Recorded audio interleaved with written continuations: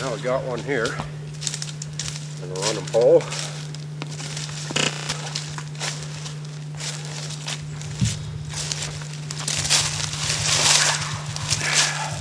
Nice little female. Once the weather gets cold and these fish will be froze solid in the trap, and you don't want to try to pry them out of a frozen trap. You lose a lot of fur, you damage a lot of pelts that way.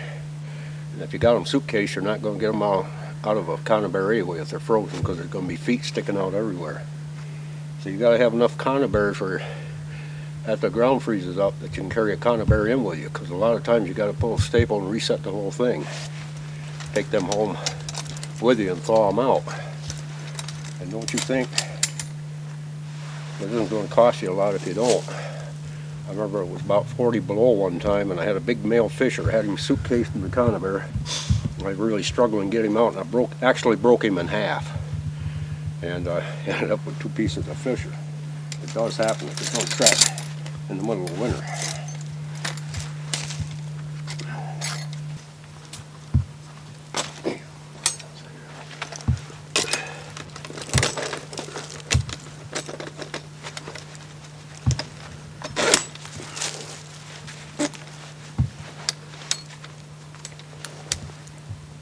This one's a touchy one. Well, you see one caught in the conibear in a running pole, and that's all that's done. Now we're going to see if we can catch some more.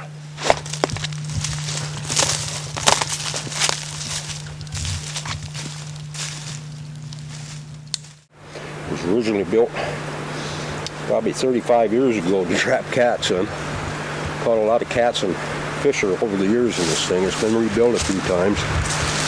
Back when the season used to run to the fisher season used to run the end of January, there was no season on cats because there was a bounty on them. We used to trap all late into the winter, and when you're getting deep snow, like along in December and January, these are the only sets that really keep working. And they're so much better than trying to work with a bucket or anything, because they're absolutely natural. They've been here forever. The animals have been in and out of them a million times. And these are what keeps the wilderness trapper in business. But we don't use many of them anymore because our season ends too early. And they're really not an effective set in the fall of the year. They really aren't.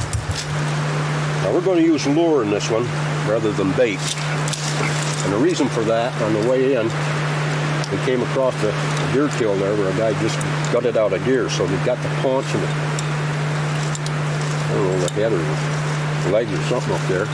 It's probably only about 40 foot away from us. So I'm really not, nothing's feeding on it yet, but I'm really not interested in using bait here. I think the lure will pay off a lot better. And this is bare ground. Maybe after it frees up, it really pay to put bait in here, but so I'll use this grapple. He isn't going to go very far on it. If I was using this in snow after the snow came, this is a no-no. You got to anchor them solid or anchor them with a big hardwood drag, because if you get 4 or 5 inches of snow after you caught the animal, you're never going to find him. Drags are not to be used. These steel trap drags, or steel drags I should say, are not to be used in snow or after freezing weather, except in spring holes. It's nice to say, well, you use them in the snow, but anybody tells you that, it's really never done any deep snow trapping. There's a lot of old spruce needles in here over the years. Matter of fact, I haven't even used this cubby the last few years. We bed that right in there. These are a good place for buckwheat hulls. Now you'll notice the stepping sticks I use in these cubbies. I use them a little bit differently than most guys would. In other words, I'll cross one in here, then I cross another one the other way. So I'm actually giving you a place that he's got to step in between those 2 sticks, rather than fetching them this way or using one that way. Watch how you use lure. Carry it in 1 ounce bottles. So you can put it in your pocket and it's out of your way. Don't run around with a pint jar and have to take the cap off. You can't hold it between your fingers. You got to lay it down over here somewhere. You got to set it down. Then you got to send out here. You don't want it in there. You want it in there, over the other side of your trap. Don't carry your damn lure in your pack basket, set it down on the ground, you're defeating your whole purpose. A little dab will do you, all the way in the back. Then we put our bows over, we're out of here. Oh, we got an old-time cat set. And cats are hard to catch in the Adirondacks in the old days. We don't have them heady around anymore, but one time we had a lot of them. I'm going to get this fisher out of here right now, and then we're going to show you the remake.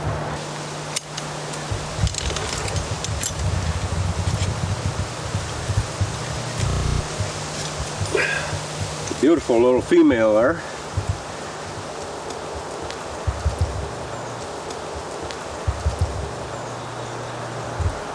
Back in the fur boom, this little female furred like that would be worth about $225, believe it.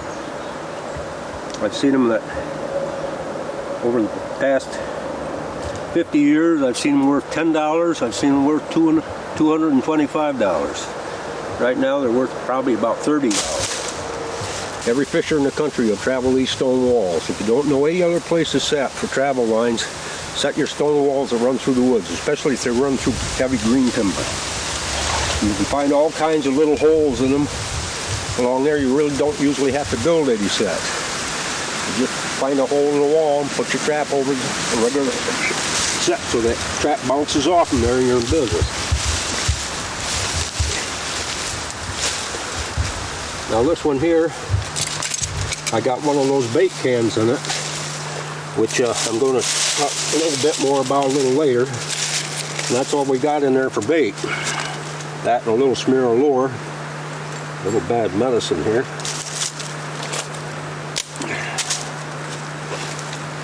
Which we carry in our shirt pocket.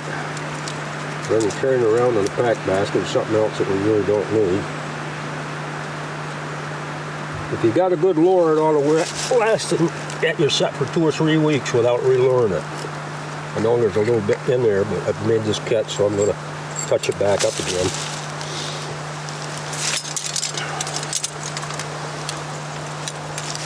Now I could get real fancy and put a wire cage in here or a bucket or something else.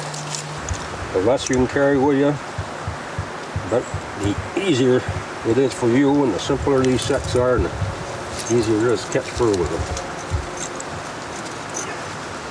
And this one I kind of got to work with here. Get a little something over the top of it. The fish will come in over the top. And you'll notice I don't have any sticks. I don't put any sticks wedges in here to hold these jaws with. I want it free and clear. I want it to bounce off from there. I want to come back and catch it. I guess I caught him back a little too far. You're using these after freeze up, you're worried about the snow. These bows over the top of it will keep your trap working. This trap will still be working under 2 foot of snow, well, under a foot of snow. And don't worry about it. You may think you need a box or something to put that in, but I'll guarantee you, you don't. Well, that's pretty well concealed. Throw a few leaves around here. Somebody isn't going to notice it too much if they walk by. And we're out of here. Simple as that.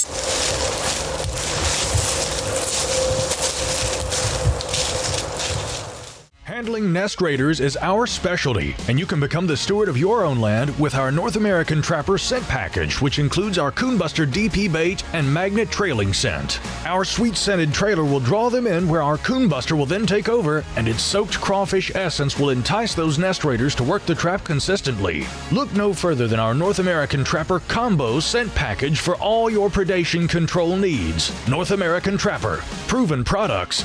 Proven conservation. It really doesn't take too much of a hole to make these sets.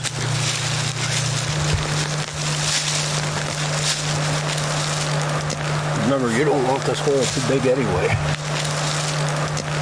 Take our lure, give a little shot of, got muskcall here, really good for fisher. Little dab will do you. This lure will last in this set for probably 3 weeks. Well, I'll have to relure it. There's not too many that can make that much of a claim.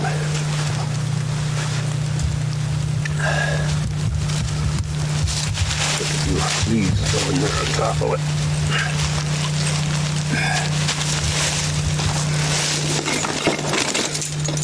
220 or a 160, doesn't matter. This will work better with a 220 on this one. Except because the hole's a little bit bigger. Better triggers instead of dead center.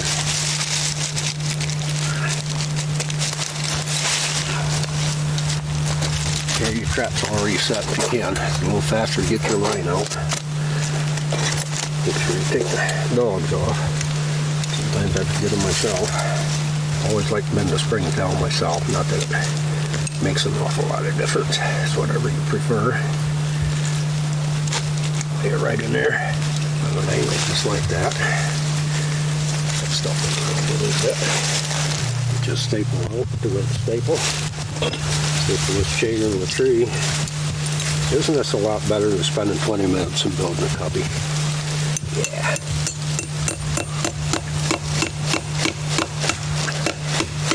Guarantee you'll catch a lot more fur too.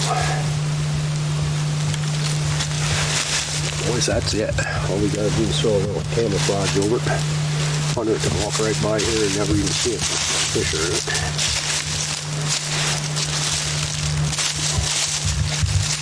You can leave it open like that if you want. It's getting kind of late in the season now, and it might liable to get a little snow anytime. Sometimes when it snows like that, we got them over, you start catching gray foxes. If you want to draw more attention to it, you can turn your bow over. Got that nice white spot. Really don't matter. Lays a little flatter that way. Pick a few leaves on the top and stand back there about 20 foot. You can't see that. That's it. Can't get any better than that. That's as good as it gets. There's a lot of guys that like to find a nice straight tree and cut it down and let it over there 100 yards and lean it up against another tree because they think that's a better location. I personally haven't got time for all that. I like my sets to go in quick and fast. I can run more of them, run more efficiently. And if you go in any place, a hemlock swamp or any place you're going to trap fish, you're going to find running poles or natural running poles. You look around here, I can probably see 4 or 5 or 6 right in this location. They're already growing, something like this. You don't have to go look for them. You don't have to cut them down. They're there if you want to find them. There's a lot of guys that like to put the bait right close to the trap because they say, well, a lot of those fish will go over the top of the trap, and if you got it too far up, and they get the bait and they back into it, and you suitcase them. Well, I don't believe that. I really don't. I think the only problem is if you catch a pole steep enough, I don't think the fish will go over the top of them. I think a lot of them come down from the top. If you're cutting a pole and you're dragging it over and you're laying it in another tree, these fish have seen a lot of running poles. They've seen them for years and years and years, and they get smart to them after a while. I really don't care which way I set this trigger. I don't have that problem myself. I always like to bend the springs down like that, kind of stabilize them a little bit more. It looks better than it does sticking them up in the air. Some guys like them stick up in the air because they stick some boughs in around them. Now that trap, I leave all my traps rusty. I like them rusty. I like a rusty conibear. I like them look like a bunch of old sticks when they're setting up on that running pole. I don't like a nice black trap setting up there. I don't think it looks right. I don't try to conceal the conibears. I think the more you try to conceal them, the more attention you draw to them. I mean, I see a lot of guys that really weave a lot of boughs in around that conibear, and all you're doing is making it a lot more obvious. And you look out there and see your competition set 300 yards out through the brush because you got boughs all packed around the trap. Also, if you're getting the snow, deep snow, they're going to load up with snow and kind of mess up your set. Stay away from that. I want that bait covered so the birds ain't going to pick me clean. You don't have to worry about having the birds around here cleaning me out of bait, although it does draw more attention to the set. You can use a little bit more lure up here if you want to. A lot of guys like to use skunk essence and mix it with Vaseline, petroleum jelly, and smear it all over the tree. But That stuff is pretty short-lived. I don't like it myself. But sometimes I'll put a little smear of oil, some fish oil or salmon oil or something up the tree. But I don't really think you need it. If you just get you a good lure. This here is what I call a bad medicine. I'm really not promoting my own lure, but that's what I happen to be using. It's a good fisher lure. And it's got a little skunk in it.